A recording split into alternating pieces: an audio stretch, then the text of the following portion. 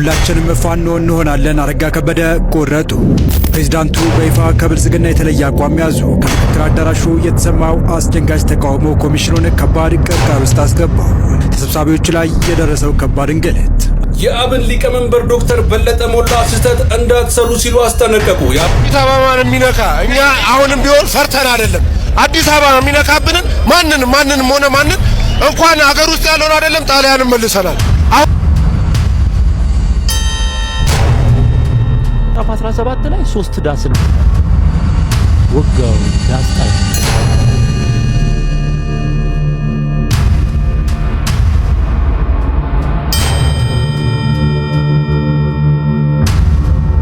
ሰላም የተወደዳችሁ ቤተሰቦቻችን እንዴት አላችሁ? እንዴት ቆያችሁ? በቀጥታ ወደ መረጃዎቻችን ነው የምናመራው። በዛሬ መረጃዎቻችን የምንመለከተው ፋኖን እንቀላቀላለን ማለታቸው ተሰምቷል የሚል መረጃ ወጥቷል። የአማራ ክልል ርዕሰ መስተዳድር ከአዲስ አበባ ጉዳይ ጋር አያይዘን ይህንን መረጃ በስፋት እንመለከታለን። ሌላው እንግዲህ ንጽሕት ቅድስት የሆነች ወላዲተ ቃል አምላክ ቅድስት ድንግል ማርያም እርገቷን የምናስብበት ጾመ ፍልሰታ እንግዲህ ሱባኤው አልቆ እነሆ ማርያም አረጋለች ብለን እንኳን አደረሳችሁ የምንልበት ቀን ነው። በዚህ ላይም መረጃዎችን ይዘናል፣ በስፋት ታደምጡታላችሁ።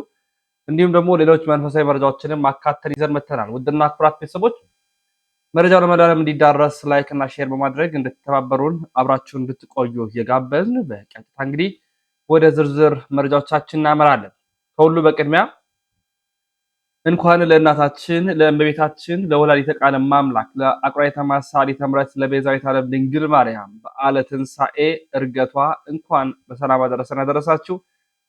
እንግዲህ በመጽሐፈ ነገሥትም በመጽሐፈ ሄኖክም ሄኖክ አካሄዱን ከእግዚአብሔር ጋር እንዳደረገና እንደተሰወረ እንዲሁም ኤልያስ ደግሞ በሰረገላ እንደተነጠቀ መጽሐፍ ይነግረናል። ኤልያስ አርጓል ያለ መጽሐፍ፣ ሄኖክ ተሰውሯል ያለ መጽሐፍ ቅዱስ ላይ ያለ ቃል ነው። ንጽሕት ቅድስት ድንግል ማርያም ደግሞ ዳግሚት ሰማይ ናት። እነሱስ ቢያደርጉ ወደ ሰማይ ነው፣ እሷ ግን የሰማይና የምድርን አስገኝ ወልዳለች። ስለ ቅድስተ ቅዱሳን ስለ ንጽሕተ ንጹሐን ድንግል ማርያም የማረጓ ነገር መጽሐፍ ቅዱስ በግልጥ እንዲህ ብሎ ባይነግረንም ግን የእመቤታችን ነገር በስፋት በተለያዩ አውዶች ተገልጧል። የእውነት የዚችን እናት ልጆች ስላደረገን እጅግ አድርገን እግዚአብሔር እናመሰግነዋለን። እንኳን ለእናታችን ለእመቤታችን ለቅድስት ድንግል ማርያም በዓለ ትንሣኤ በሰላም አደረሳችሁ። የሚገርማችሁ ኢትዮጵያ ላይ ብቻ ይመስላል ባለ እርገቷን የምናከብረው ይመስላል፣ ግን አይደለም። በጣም በርካታ ሀገራት እጅግ በርካታ ቦታዎች የድንግል ማርያምን እርገቷን ፈረንሳይን ጨምሮ ጣሊያን ትልልቅ እንትኖች አርመንን ጨምሮ ሌሎች ቦታዎች ላይ እንደ ካላንደር ተዘግቶ በዓለም ላይ ካሉ ከ30 በላይ ሀገራት የድንግል ማርያምን በዓለ ትንሣኤ እንደ ብሔራዊ በዓል ያከብራሉና እንኳን አደረሳችሁ ለማለት ወዳለሁ። የተወሰኑትን እስኪ ከኢትዮጵያ ውጪ ያለውን የትንሣኤውን አከባበር እናሳያቸው።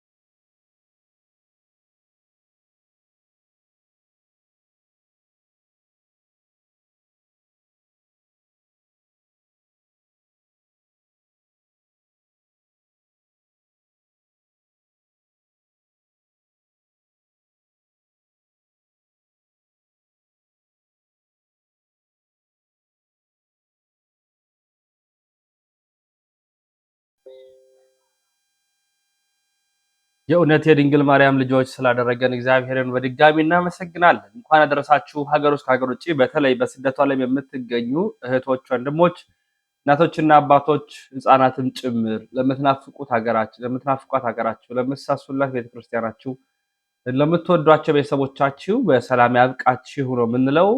ሁላችንም በአንድነት በፍቅር ሆነን ቅድስት ድንግል ማርያም ከቅጽሯ ቁጭ ብለን ስሟን የምናመሰግንበት የምናወደስበት ስለ ሀገራችን የምንጸልይበት ቀን ያቅርብልን እንላለን።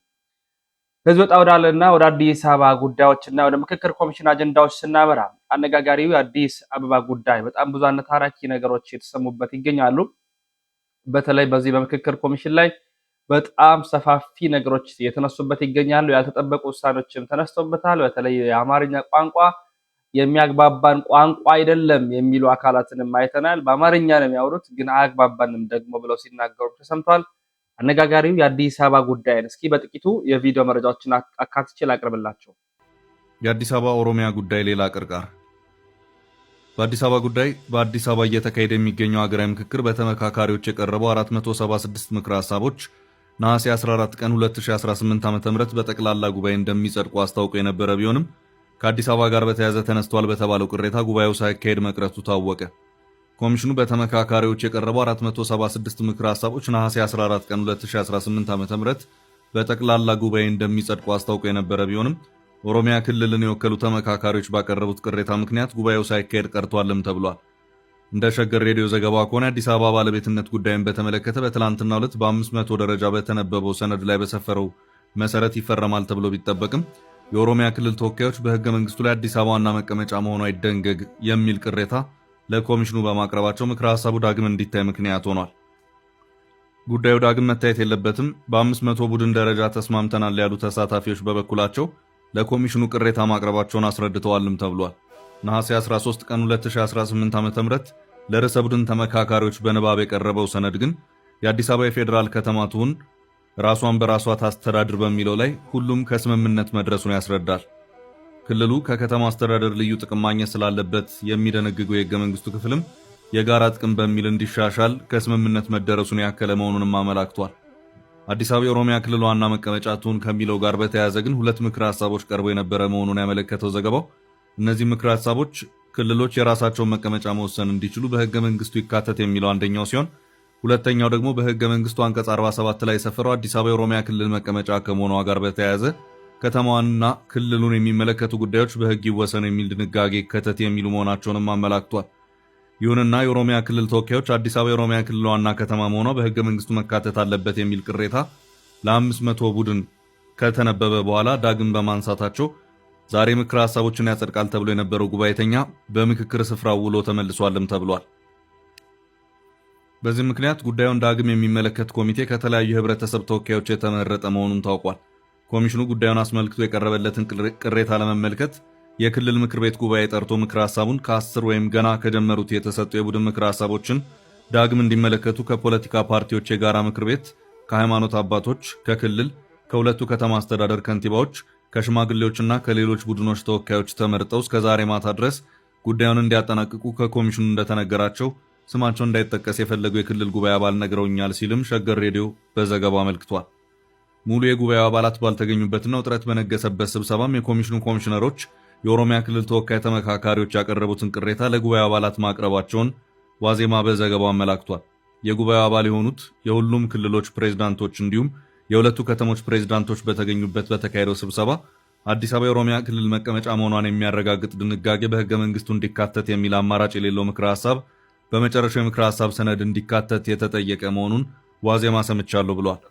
እንግዲህ አነጋጋሪው አነታራኪው ያላባራው ጉዳይ እንደቀጠለ በጣም በሚያስገርም መልኩ ማለት ነው። የአዲስ አበባ ጉዳይ እልባት እስካሁን አልተሰጠለትም፣ ግን ደግሞ በቀጣይ በጊዜ ሂደቶች ውስጥ የምናይ ነው የሚሆነው።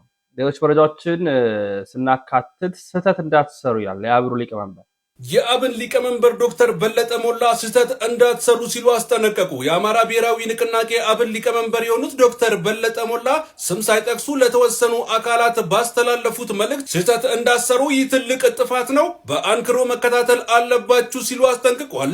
መልእክቱ የተላለፈው አብን ከሀገራዊ ምክክር ኮሚሽኑ ጋር በምክክሩ ሂደትና በአዲስ አበባ አጀንዳ ዙሪያ አለመግባባት ውስጥ በገባበት ወቅት ሲሆን በተመሳሳይ የአብን አመራሮች የአማራ ክልል ፕሬዝዳንት አቶ አረጋ ከበደን በመደገፍ በእርሶ እንኮራለን ከእርሶ ጋር ነን የሚሉ መልእክቶችንም አጋርተዋል። አብን በቅርቡ ባወጣቸው መግለጫዎች ሀገራዊ ምክክር ሂደት አካታችና አሳታፊ አይደለም በማለት ትችት ሲያቀርብ፣ ኮሚሽኑ በበኩሉ ክሱን ውድቅ በማድረግ ሂደቱ ገለልተኛና አካታች መሆኑን ገልጿል። ቪዲዮ በርካቶች ጋር እንዲደርስ ሼር፣ ኮፒ ሊንክ፣ ሪፖስት እያደረጋችሁ በጉዳዩ ላይም ሀሳባችሁን አጋሩ።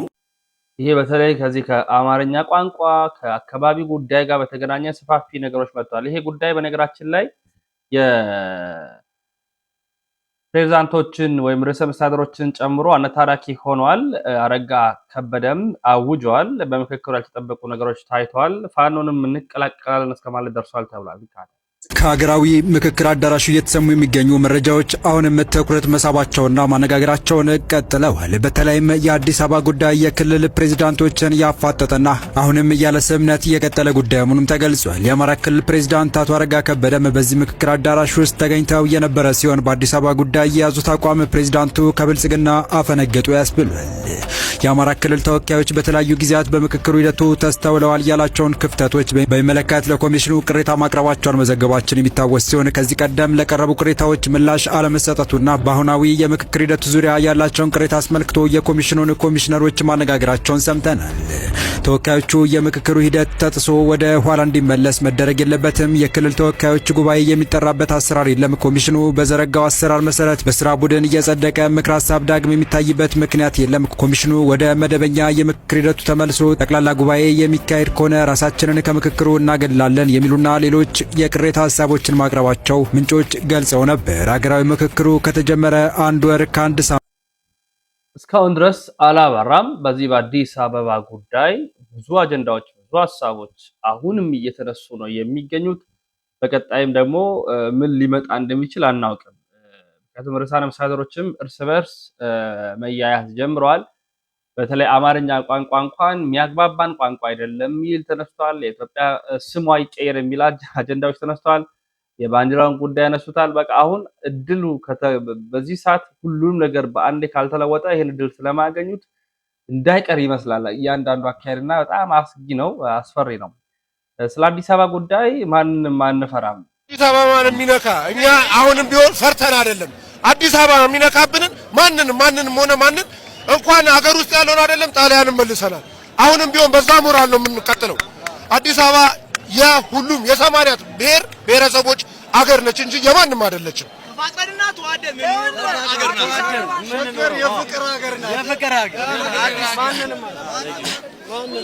አዲስ አበባና እሺ፣ ጆርጅ ይባላለሁ። ከአዲስ አበባ ከዚህ ሰፈር ነው።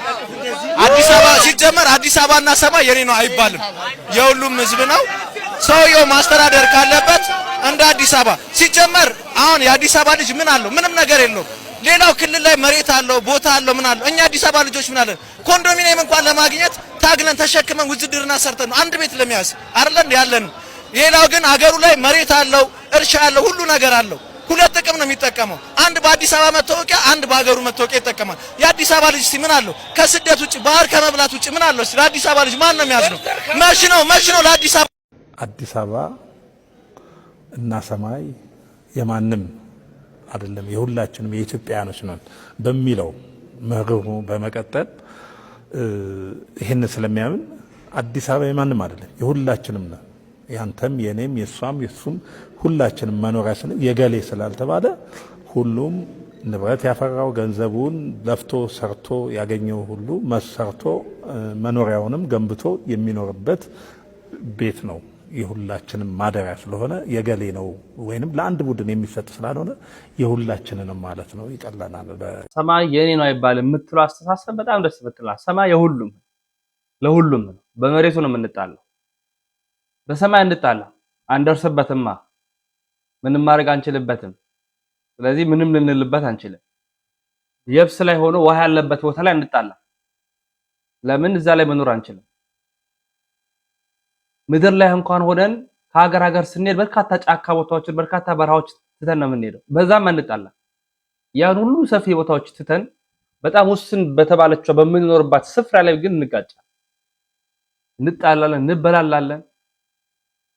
ይሄ ነው አሁንም ያለው እና እግዚአብሔር አምላክ የተሻለውን ቀን የተሻለውን ጊዜ የተረጋጋውን ዓለም በእውነት ያምጣልን ነው የምንለው።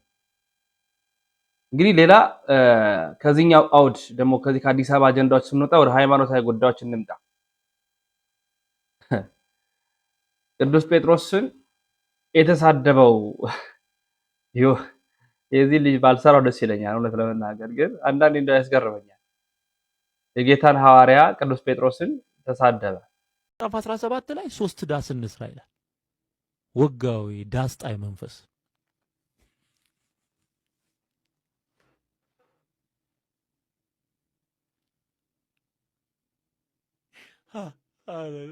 ሚስጥር ሳበኝ። ክብር ለጌታ ለኢየሱስ ይሁን። ዳስጣይ መንፈስ፣ ዳስጣል የሚል መንፈስ የተወጋ ይሁን በኢየሱስ ስም። ያልተለወጠው የጴጥሮስ እንትን ነው፣ ማንነት ነው። የምን ዳስ? አንድ ለአንተ፣ አንድ ለሙሴ፣ አንድ ለኤልያስ፣ 3 ዳስ እዚች ጋር ቀለስ አድርገን በዚህ መኖር ለኛ መልካም ነው አላለም? በዚህ መኖር ለኛ መልካም ነው። በቃ አሁን እዛ ጋር እኮ የክርስቶስ የሕያው እግዚአብሔር ልጅ ማለት ከየትኛውም ነብይና ጻድቅ ጋር አይገናኝም። የኢየሱስ ማንነት ኦኬ፣ የኢየሱስ ማንነት ከየትኛውም ነብይ ጋር ሊነጻጸር አይችልም። እሱ ነቢያትን እኮ የመረጠና ያናገረ ነው፣ ፈጣሪያቸውን አምላካቸውን። አዮ አሁን እዚህ ጋር ዳስ እንጣላለን። ገብቷችኋል? ይገርማል በጣም እና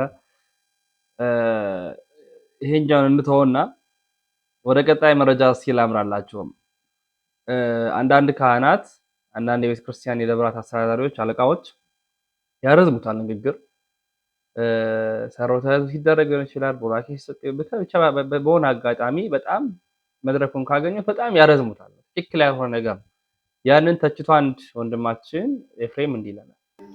አምላካችን ቸር የምትሆን እግዚአብሔር ሆይ ምዕመናንን በየስማቸው አባቶች፣ እናቶች፣ እህቶች፣ ወንድሞች፣ ወጣቶች፣ ህጻናትን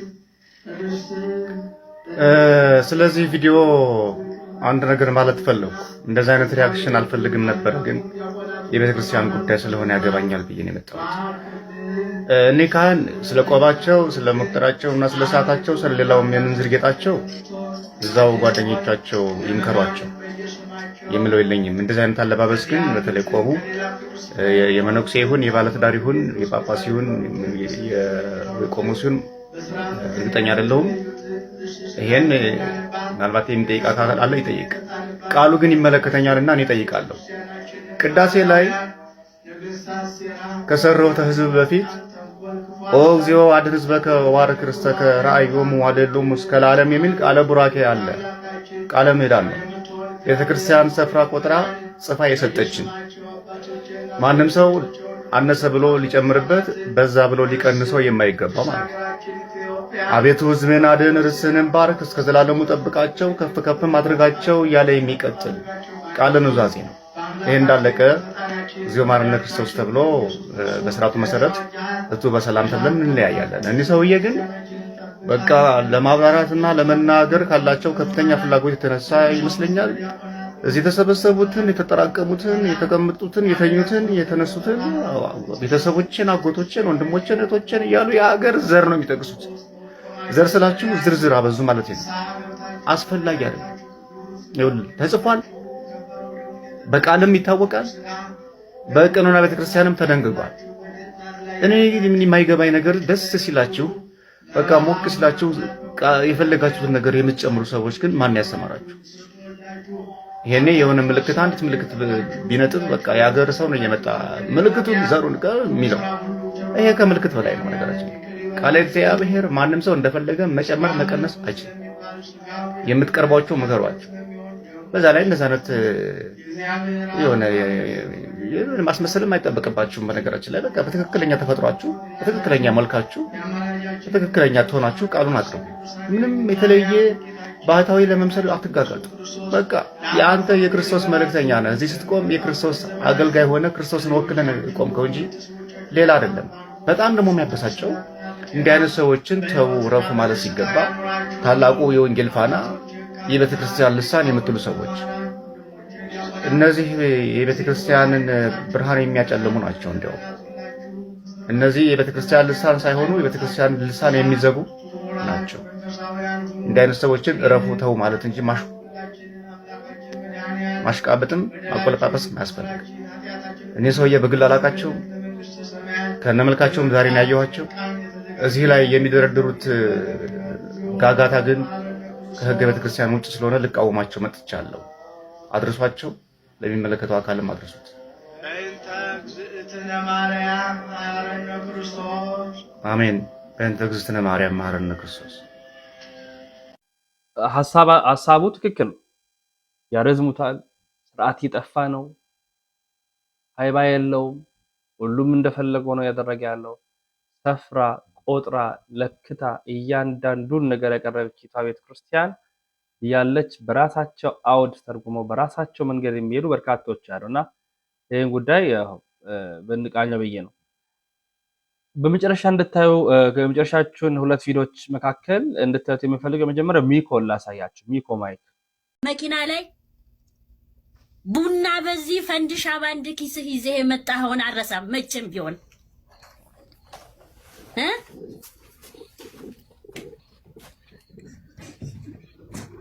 ሚኮ ሚኪ እኔ ለኢትዮጵያ ሕዝብ ለወዳጆችህ ይቅር እንዲሉ እኔም በረከካለሁ። የት ይደርሳል የተባለ ዛፍ ቀበሌው ቆረጠው ማለት አሁን ነው። እንግዲህ አብዛኞቻችሁ እንግዲህ ታውቁታላችሁ። ዩቲዩበር ማይኮ በአብዛኞቹ ዩቲዩበር እንግዲህ በአጭር ጊዜ ውስጥ ተዋውቆ ኢትዮጵያ ውስጥ የፈመሰ ወጣት ነበረ። አብዛኞቻችሁ ሰዎችንም የሱን አራጅ ይዛችሁ ዩቲዩበር ጀምራችሁ እላይ እየደረሳችሁ አለ። ግን ማይኮ ግን በአጭሩ ራሱን በራሱ የቀጨበት 3 ምክንያቶች አሉ። የመጀመሪያ ደረጃ ከማይገቡት ሀብታም ነን ባዮች ጋር በመዋል ያልተገባ ነገር እያደረገ እግዚአብሔር የሰጠውን ጸጋ ትቶ የእነሱን ትርፍራፊ መልቀም ሲጀምር ውድቀቱ ጀመረ። በሁለተኛ ደረጃ ደግሞ የኢትዮጵያን ሕዝብ ከፍ ያደረገውን የኢትዮጵያ ሕዝብ በንቀት እያየ መሳደብ ሲጀምር ነው። በሶስተኛ ደረጃ ደግሞ ከማንም ጋር ተጣላ፣ ከእህት ከወንድም ጋር እናትና አባትን ያላከበርክለት ጸጋ ይገፈፍና ይሄው እንደዚህ እንደ ማይኮ ትሆናለህ። ለማንኛውም የሆነው ሆኗል። ግን ልጅ ማይኮ ግን በዚህ ሰዓት አንድ ነገር ማወቅ ያለብህ በፊት ዩቲዩበር በነበርክበት ሰዓት የነበሩ ጓደኞች፣ የነበሩ ጀሌዎች፣ የነበሩ የከበቡ ሁሉ አንተ ብር ስላለክ ነበረ። አሁን ግን እዚህ ጋር ስትቆም ካጠገብህ ማንም የለም። ስትስቅ ዓለም አብራ ትስቃለች፣ ስታዝን ግን ብቻህን ነህ። ልጅ ማይኮ እኛ እናት ስለወደቁ አይደለም፣ ከስተት ከተማርክ የትኛውም ሰው እግዚአብሔር እንኳን የሰቀሉትን ይቅርታ ብሏል። እኛ ይቅርታ ማንለው ማንን? እባካችሁ ኢትዮጵያ ሕዝብ ገና ወጣት ነው፣ ያጠፋውን አጥፍቶ ይቅርታ እያለ ነው የሚገኘው። እባካችሁ ይቅር በሉትና ወደ ተለመደው ስራ ገብቶ የቤተሰቦችንም የራሱንም ሕይወት ያስተካክል። በማንም ውድቀት ምስክ ከሆነ ነገ ወዳቂው አንተ ነህ ልትሆን የምትችለው። የይቅርታ ልብ ከሌለ ይሄንን ቲክታክ የኔን ንግግር እለፈው ለማለት ያክል ነው። ልጅ ማይኮ መልካም እድል። እናት ስለተንበረከኩ ሳይሆን ይቅርታን ከእግዚአብሔር ስለተማርን እኔ በበኩሌ ይቅርታን ተቀብያለሁ። ሁላችሁም ይቅርታ እንድታደርጉልኝ ስል በትህትና ጠይቃለሁ። የባለፈው ስህተትን እንደማደግሞ በጣም እርግጠኛ ነኝ። እግዚአብሔር የወደቁትን እንደሚያነሳ በአንተ እተማመናለሁ። ወደ ቀጥታ ወደ ስራ ግባ። እግዚአብሔር ነው ሁሉን ነገር ፈጻሚ። ስለዚህ መልካም የሥራ ጊዜ ይሁንልህ። አመሰግናለሁ። ቢያንስ ወጣት ነው የማይጠፋ። በነገራችን ላይ ሁላችንም አጥፍተናል። ከልብ ከተጸጸተ ይቅር በሉኝ ካለ ይቅር ላንል ምንችልበት ምክንያት የለም። እኛ ራሳችን እግዚአብሔርን ይቅር በለን ምንል ሰዎች ዳግም እንዳይሳሳት ማድረግ ነው። ይቅርታ ከሁላችንም መሆንም ያለበት ነው ብሏል። ከልቡ የሚሆነውን መድኃኔዓለም ይወቀው። ግን መጥቶ ተናግሯል። እስከተናገረ ድረስ ይቅር ልንለው ይገባል ማለት ነው። የዛሬ መረጃችን ይሄንን ይመስላል። በሌሎች የቪዲዮ መረጃዎች ማስረጃዎች እመለሳለሁ። እስከዚያው ድረስ ተሰናበትኩኝ። ሰናይ ቆይ